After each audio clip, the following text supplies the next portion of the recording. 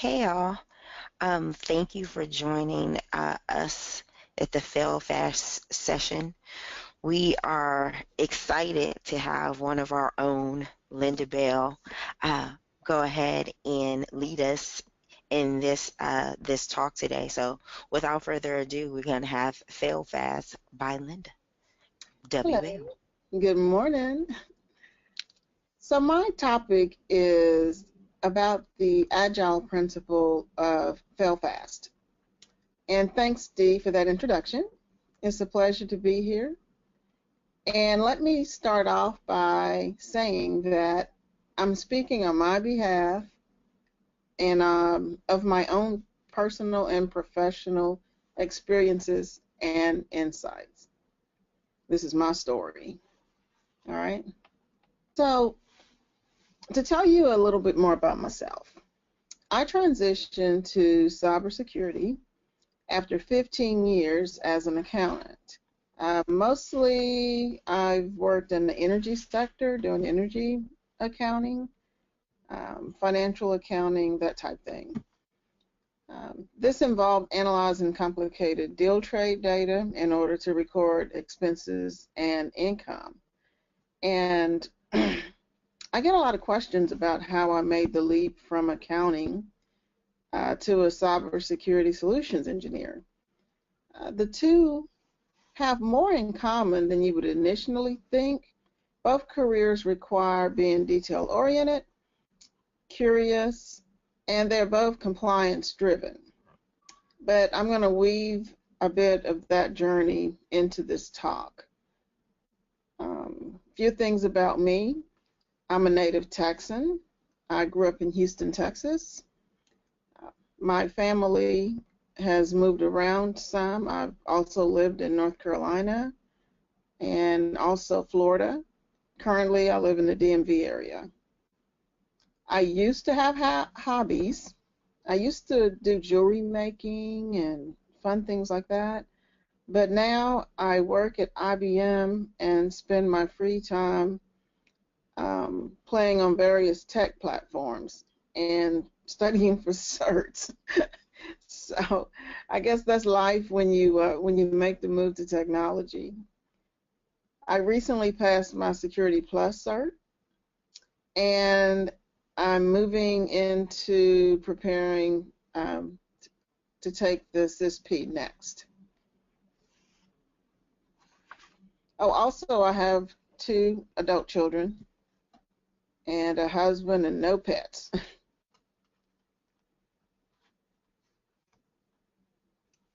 All right, so let me tell you a story. Hey Linda, did you change the slide on us yet? Yeah, I'm getting ready to. Oh, okay. I'm just checking. Yeah, it was just part of my introduction. Okay, thanks.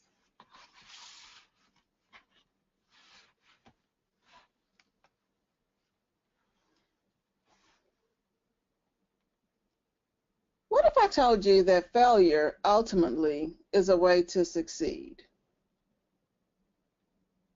Many of the concepts in the fail fast principles apply to my professional life. So imagine this. You return to work from a vacation. Your manager summons you to a conference room for what is described as a quick meeting. You're then told your position has been eliminated and that a new one has been created. They describe the position to you and offer it, and then you're informed that you could either accept the new position or not. But this is the position we have for you here, and that is a quote. I have to say, what would you do? Would you move on?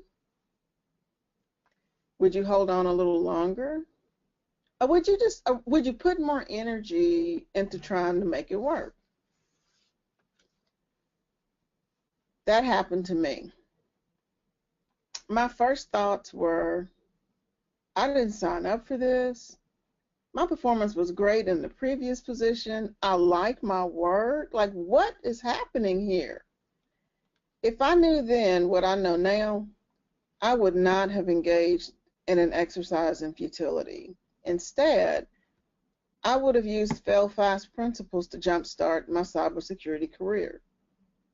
As I will discuss in my presentation, the path to success and the path of failure, they often lead down the same road, whether it's in your personal life or on a development team.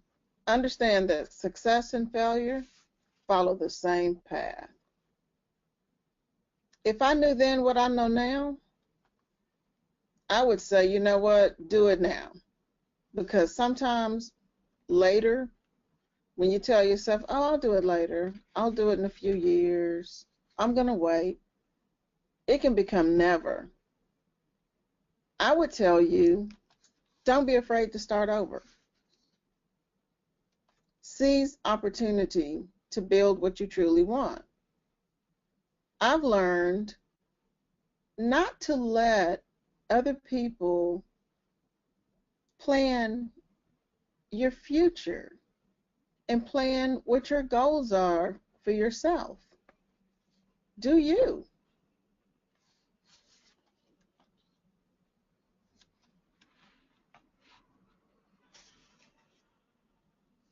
So here's some other things I've learned. Being mistake-free, it doesn't equal success. And success is not the straight line that people think it is. The path to a goal, it's just not as direct or as easy as people expect or hope.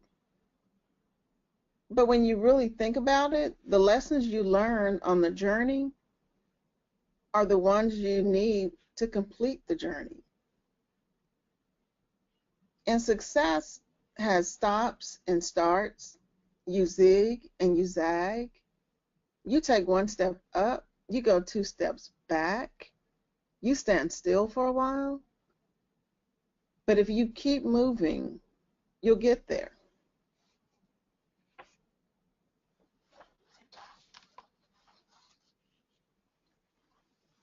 So at this point in the presentation, let's transition into Agile and the Fail-Fast Manifesto.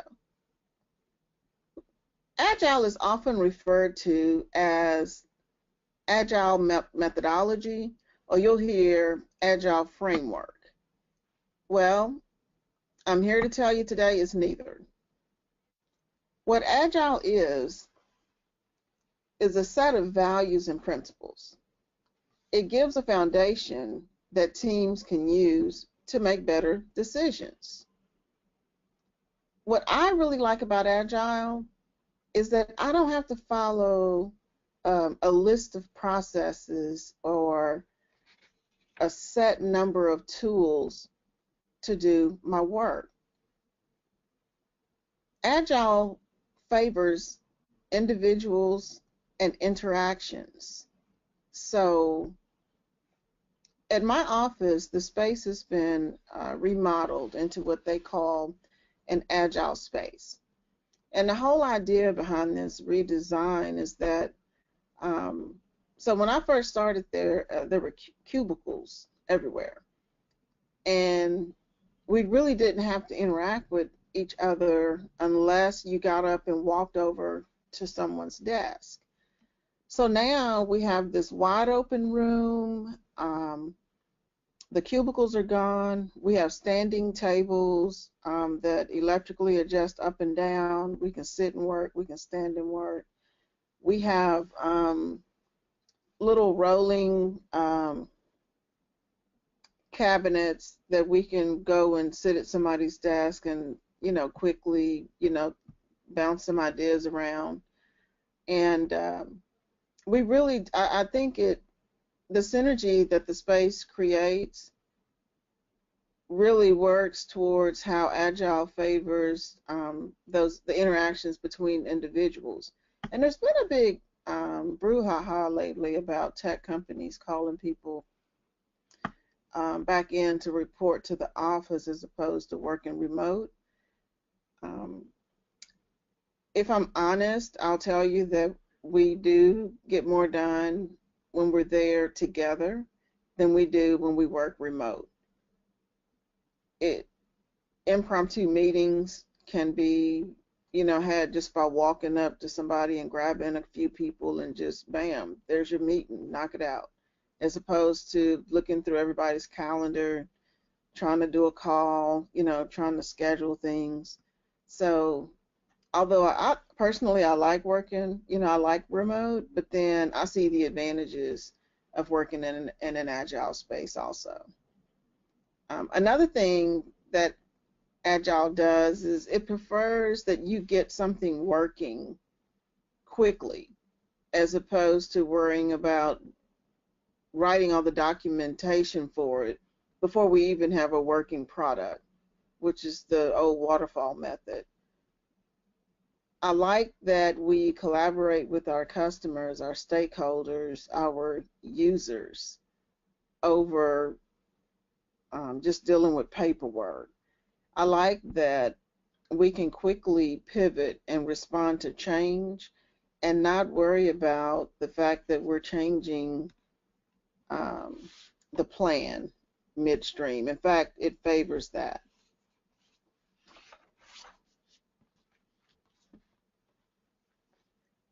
I found that the roles tend to blur now that I've been working on agile projects.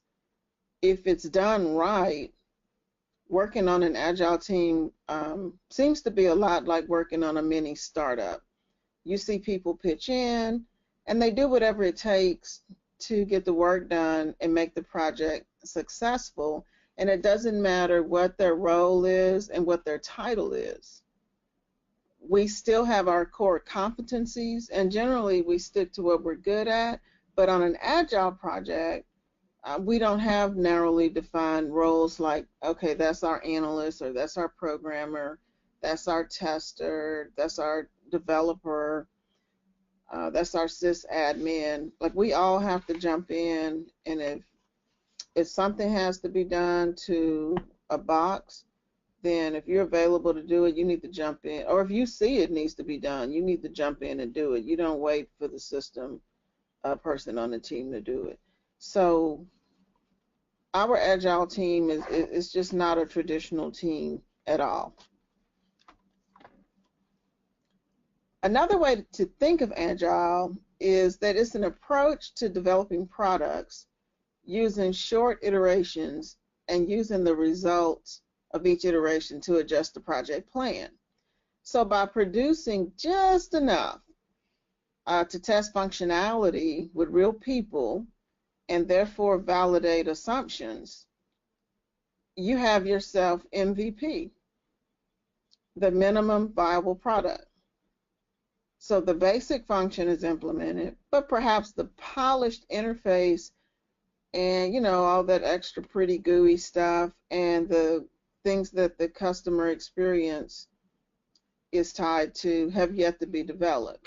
So I like this example of MVP because if the problem you're trying to solve is transportation, well, the minimal value here would be the skateboard because it has two wheels and it rolls and it'll get you from point A to point B. It's probably not anything I want to not anything I want to use to get anywhere, but it is an MVP. So I like that. Now, don't expect team members to jump into this practice just because it's a good idea. They need to be confident that the result of discovering what they don't know, and they have to report on it and be respected and treated as a contribution to the success of the project, even though they're saying, look, I don't know how to do this, I did this wrong, this didn't work out. Google published findings on 5 key characteristics of enhanced teams. Psychological safety was top on the list. Listen, this is something you really you got to lean into it. as humans, we're generally not encouraged to push into what we don't know, and we have to admit inexperience, expose mistakes, and then we have to self-correct. This isn't something where your manager comes in and, corrects things for you. You have to recognize what needs to be changed, and you have to expose it, and you have to come up with a plan to correct it. So this requires a high trust culture with low political costs. So hopefully you're in a situation where you don't have to expend political capital just because you want to work agile.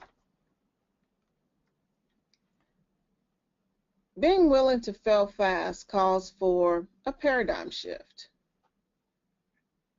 We tend to be protective of our careers. It's how we make our money.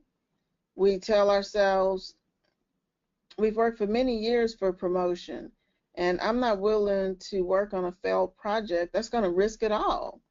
I don't want to be judged by my peers for failing. But that's because we don't value the knowledge that is gained by failing. If we embrace the Fail Fast Manifesto, we will learn that we can instead accelerate our career by showing an ability to launch and manage risky projects. I know that on my team, I'm the only woman of color. I'm the only woman and only woman of color. And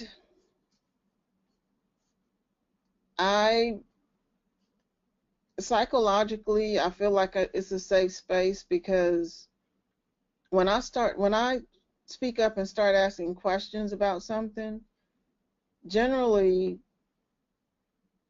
my thoughts and ideas are respected, because my background is from such an analytical background. The guys kind of respect the fact that I'm thinking this through, and quite frankly, they've told me that, you know what, the questions you're asking us are the same questions we get asked by management when we go to showcase. So once somebody recognized that, you know what, she thinks like they do, these are the questions we need to be prepared to answer, I really got a lot of respect from them. And so it's okay to be different. You need someone different, a different set of eyes, a different life experience, a different approach, especially when you're designing something for other users to use. You want to design something that is solving a problem, not just something you want to put out there.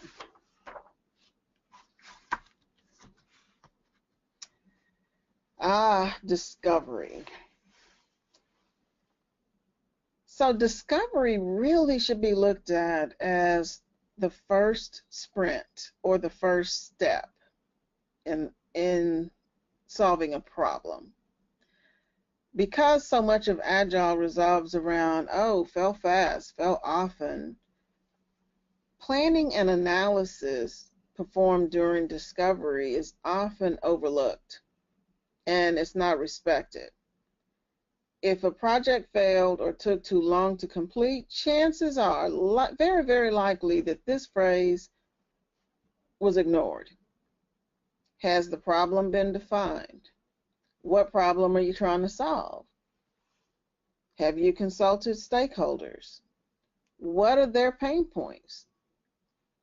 Is the project that you're designing going to address those pain points? Is it something that users really need? So you need functional requirements, you need a project schedule that outlines major milestones, and you need an overall cost estimate at this point of discovery. And I like that we build a project in multiple iterations. we're able to present a bare bones prototype pretty early on, and we can pivot and change directions if need be. I joined a team 4 months after the team had been handed a solution to evaluate by management. And this project had been just kind of just treading water, like nothing had been done on it. It was going backwards. And so they changed up the team members and assigned it to me and another guy who is a senior. He's like a distinguished engineer, actually. So we probably look like frick and frack. It was a weird pairing. You know, here I am. I'm new to the company, and he's probably been there 30 years. So I don't know. We work very well together. So I guess they kind of saw something I didn't see. But anyway, we went and interviewed some of the DevOps teams that needed help with our solution. And I was able to interview them, and I'm kind of chatty, and I've learned how to get to the bottom of what people's pain points are and what it is they really need, and just to get them to talk about it, get them to open up and talk. And so we went back and formally defined their requirements. We went back to the drawing board to look for other solution options. And at the end of the day, a lot of time was wasted testing a solution that users ultimately would have rejected. And part of the problem here was that the approach wasn't an agile approach. The first team that worked on this was handed a solution, an enterprise solution, and said, hey, look at this and test it. And it was a waste of time. What they should have done was identify the problem and then looked for a solution. Here's a fun fact. Thomas Edison learned the crucial need to understand your customers, specifically the job they're trying to get done and why. And after that experience, Edison reframed all of his future efforts with one simple phrase: I never want to build something that no one wants to buy.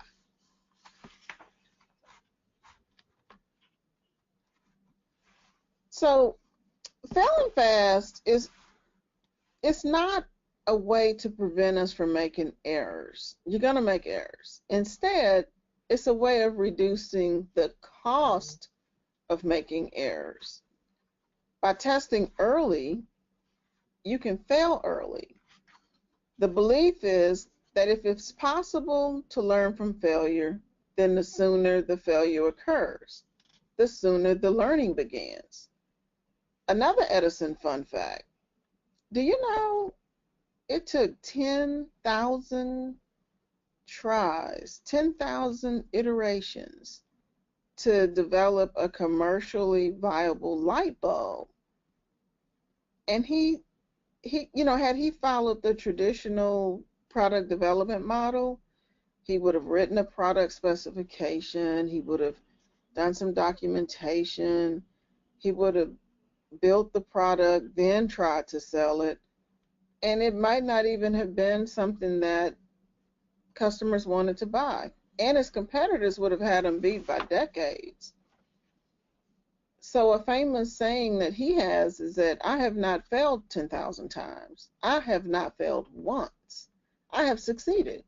I have succeeded in proving that those 10,000 ways will not work. When I have eliminated the ways that will not work, I will find the way that will work. And I think, I forgot to go look this up, but I think the Dyson vacuum cleaner, I want to say he made like 4,000 prototypes before he got to the popular model that we saw hit the market. So it takes a lot of work.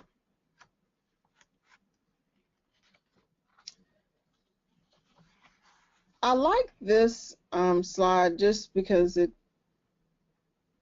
says some things that I've experienced, like at work. What took you 6 months took me 3 days, maybe a week. But fail fast, succeed faster. I want you to invalidate my assumptions, right? I'll validate them, you invalidate them. I've experienced sticking with something for way too long. So I say test, iterate, validate assumptions, adjust, repeat.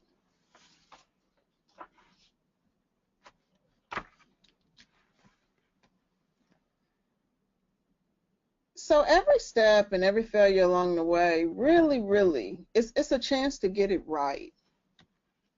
I like this quote by Michael Jordan. He says, I failed over and over, and that is why I succeed.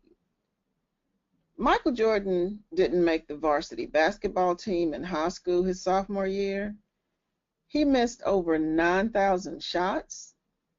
He's lost almost 300 games. 26 times he had been trusted to take the game-winning shot, and he missed. But you know what? With all of that failure, he's a 6-time NBA champion, and he's one of the 50th greatest players in NBA history. So you got to get out there. You got to do it. When I was transitioning to cybersecurity, I have a recruiter story for you. This guy found me on LinkedIn, kept coming after me to interview. So finally, I talked to him, and he asked me what my salary requirement was, and I told him, and he laughed at my face. He said, no one's going to pay you that. You need to be looking at earning this. And let me just say, he quoted some wages from the year 2000, okay? He told me, no one will train you. Your salary requirement is too high. He says, IT pays less than accounting. You're going to have to work at this level before you can expect that kind of money.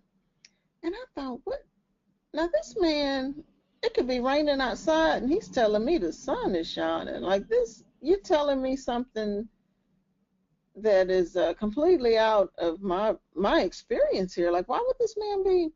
So, first of all, he had found me on LinkedIn, so he sees me. He sees who I am and how I look. And I don't know. That was I got off the phone with him, and I called my girlfriend. I'm like, can you believe this guy? He's telling me I can't make any money. I've gone back to school. I've done all this stuff. I could have stayed in accounting and made more money than that. I just don't believe this. I don't believe this.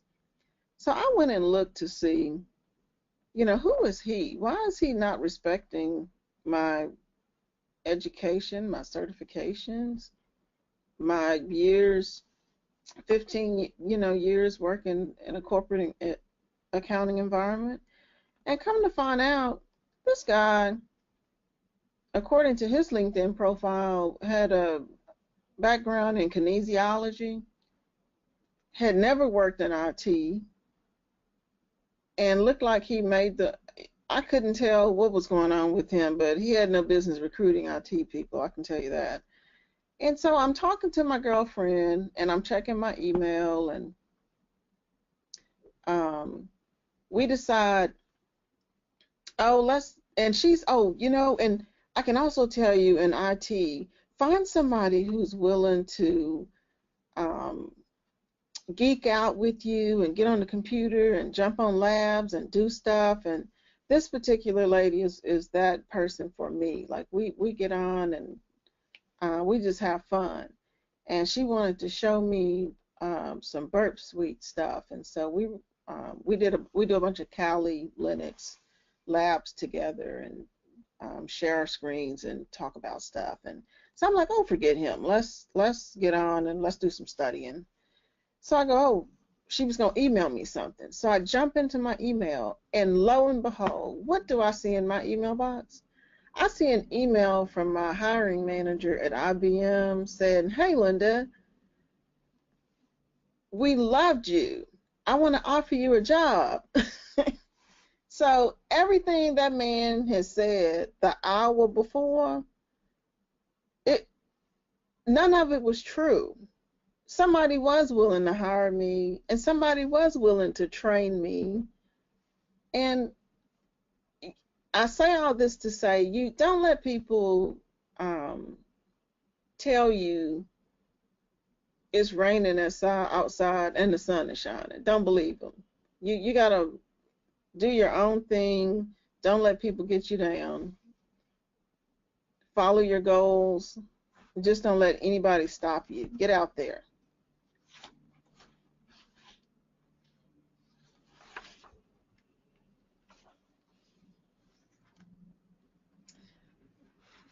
So if you notice on this slide, the crown is upside down because you need to change things, right?